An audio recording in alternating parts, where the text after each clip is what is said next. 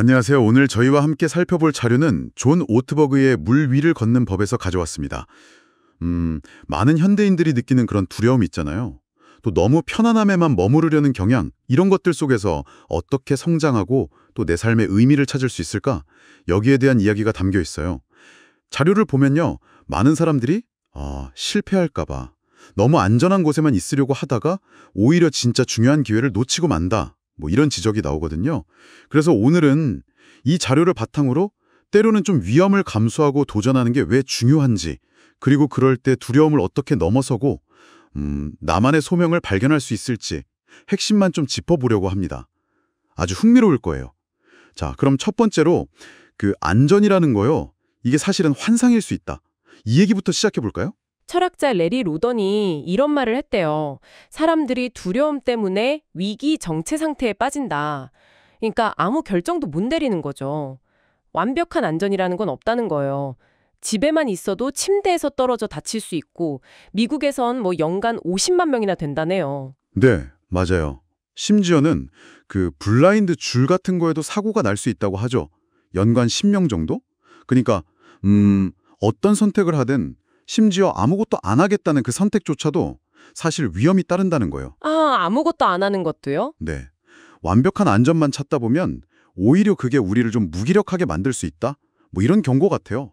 배 밖으로 나가 물 위를 걸으려면 일단 배 안이 마냥 안전하지만은 않다는 걸 알아야 하는 거죠. 그렇군요. 실패를 보는 관점을 바꾸는 것도 되게 중요해 보여요. 그 소아마비 백신 개발한 조너스 솔크 이야기 저 진짜 인상 깊었거든요. 200번 실패하고 나서 이건 백신이 효과 없는 200가지 방법을 찾은 것뿐이다. 이렇게 말했다면서요? 네, 그렇죠. 처칠도 낙제를 제대로 할 두 번째 기회다. 이렇게 봤다고 하고요. 실패를 그냥 끝으로 보는 게 아니라 과정의 일부로, 뭐랄까, 배움의 기회로 재정의하는 것, 이게 성장의 핵심 동력인 것 같아요. 맞아요. 자유에서 단테가 말한 음울한 영혼들 이야기가 나오잖아요? 그게 딱 이 지점 같아요. 진짜 실패는 어쩌면 행동하지 않고 자기 잠재력을 그냥 썩히는 것일 수 있다는 거죠. 능력을 개발하지 않고 위험을 감수하지 않고. 네, 소명을 따르지 않은 삶, 이걸 나중에 돌아보면 가장 후회할 수 있다. 그런 통찰인 거죠.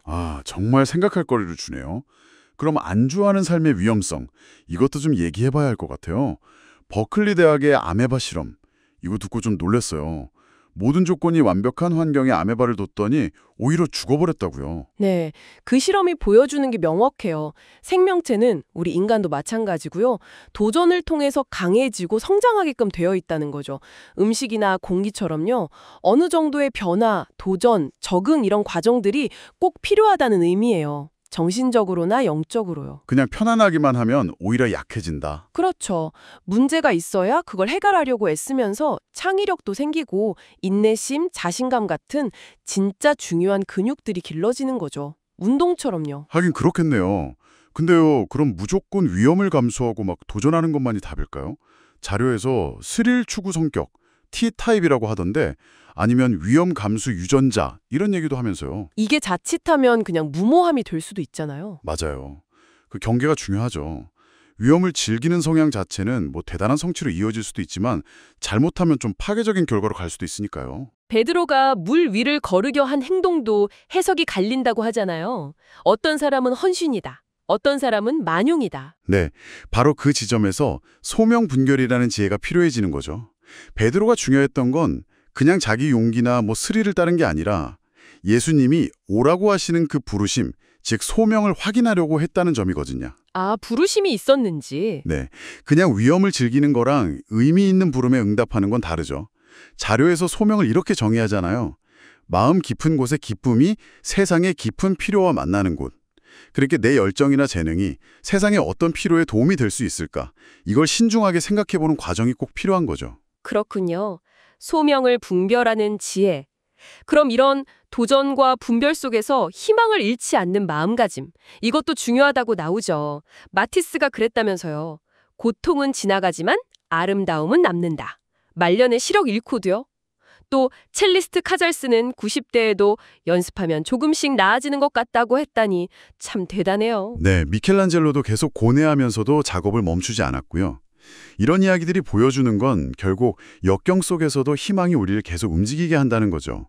여기서 인식의 법칙이랑 노출의 법칙을 좀 기억해 둘 필요가 있어요. 인식의 법칙, 노출의 법칙이요? 네. 간단히 말하면 우리가 계속 생각하는 것, 인식, 그리고 우리가 우리 자신을 계속 노출시키는 환경이나 정보, 사람들, 노출, 이게 결국 우리 자신을 만들어 간다는 거예요. 아, 생각하는 대로, 접하는 대로 내가 만들어진다. 그렇죠. 사람들은 흔히 나는 그런 거에 별로 영향 안 받아. 이렇게 생각하기 쉬운데 자료는 그게 착각일 수 있다고 말해요. 우리가 매일 뭘 보고 무슨 대화를 나누고 마음속으로 어떤 생각을 반복하는지 이게 우리 태도, 감정, 행동, 나아가서는 운명까지 바꿀 수 있다는 거죠. 지금 당신의 마음은 무엇에 가장 많이 노출되어 있나요? 한번 돌아볼 필요가 있어요. 와, 정말 중요한 지적이네요. 그럼 이 희망을 의식적으로 가꾸려면 어떻게 해야 할까요? 성경 구절을 묵상한다거나 성 패트릭의 기도문 로리카처럼 좋은 내용을 계속 되새기는 방법 같은 걸 얘기하던데요. 네. 예배에 대한 관점도 좀 새롭게 볼 수 있어요. 이게 하나님을 위해서라기보다 사실은 우리 자신을 위해서 필요하다는 거죠. 예배를 통해서 현실을 좀 다르게 보고 더 큰 그림을 그리고 그러면서 두려움이나 자기 생각에만 갇히는 것에서 벗어날 힘을 얻을 수 있다는 거예요. 그렇군요. 예배가 나를 위한 거다. 그리고 또 하나 강조되는 게 기다림의 가치예요. 그 스탠퍼드 대학의 유명한 마시멜로우 테스트 있잖아요. 아, 네네. 아이들한테 마시멜로우 주고 기다리면 더 준다고 하는 거? 네, 맞아요. 그게 보여주는 게 눈앞의 만족을 잠깐 참고 기다릴 수 있는 능력. 이게 장기적인 성공이나 성숙에 엄청나게 중요하다는 거죠. 잘 기다리는 능력을 가장 중요한 적성이라고까지 부를 정도니까요. 기다림의 중요성이라 이것도 참 쉽지 않은데 말이죠. 네, 오늘 물 위를 걷는 법 발췌 내용을 통해서 우리는 두려움이라는 파도를 넘어서 좀 도전하고 실패를 배움의 디딤돌로 삼고 또 안주하지 않고 계속 성장하는 삶. 이게 정말 중요하구나 다시 한번 생각해 보게 됐습니다.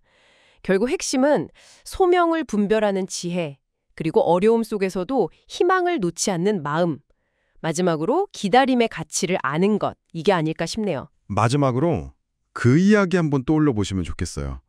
장례식 때 오른손에 포크를 쥐고 묻힌 여성 이야기요. 사람들이 왜 포크냐고 물으니까 생전에 늘 그렇게 말했대요. 맛있는 식사 다 하고 디저트 나올 때 포크는 그대로 두세요 하잖아요. 그 말은 최고의 것은 아직 오지 않았다는 뜻이죠, 하부요. 아, 최고의 것은 아직 오지 않았다. 네. 이 이야기처럼요.